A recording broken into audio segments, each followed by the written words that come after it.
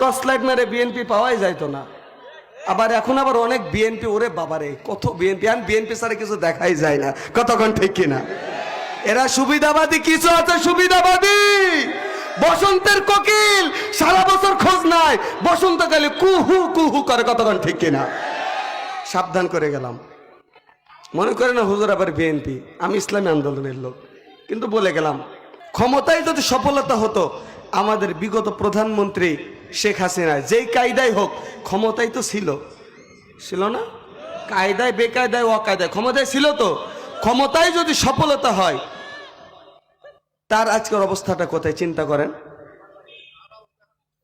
আর 3 বারের প্রধানমন্ত্রী, জেল জুলুম অত্যাচার নির্যাতন নিপীড়ন এত কিছু করার পরেও শেষ মুহূর্তে তার সম্মানটা আল্লাহ কোথায় নিয়েছেন? কথা বলেন, কথা বলেন।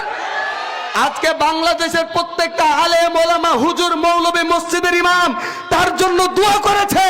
আর যারা কোরআনের বিরোধিতা করেছে, প্রত্যেকটা মসজিদের ইমাম তাদের নামে বদদুয়া করে দেশ ছাড়া করেছে। আজকে প্রত্যেকটা মসজিদে দোয়া হয়েছে। 15-17 বছর তো কম জ্বালাই ছিল না এলাকায়। মুসলমান বন্ধুরা আমার, যে কথা বলতেছিলাম, এত কিছু বুঝার পরে আমি যে জায়গায় গেলাম, দেশনেত্রীর কথা বললাম যে উনি ইসলামের জন্য, হুজুরদের জন্য, কোরআনের জন্য কিছু হলেও করেছে, তার কারণে শেষ মুহূর্তেও তার সম্মান বাড়াই দিয়েছে কে? জোরে বলেন কে? আর যে কোরআনের মাহফিল বন্ধ করত, হুজুরদেরকে জেলখানায় দিত, জেল জুলুম অত্যাচার জুলুম নির্যাতন করত, হামলা মামলা ভয় দেখাতো, মরার আগ পর্যন্ত কলঙ্কের দাগ তার কপাল থেকে যাবে না।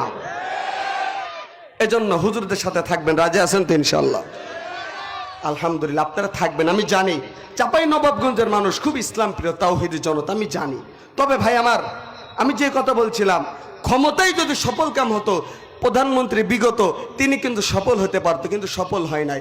আর ক্ষমতাহীন যদি ব্যর্থতাই হইতো, আমাদের বিএনপির বর্তমান যিনি চেয়ারপারসন, এখনো তো আছে নাকি, তিনি ব্যর্থ হয়ে যাইতো, কিন্তু হয় নাই। সফলতা ব্যর্থতা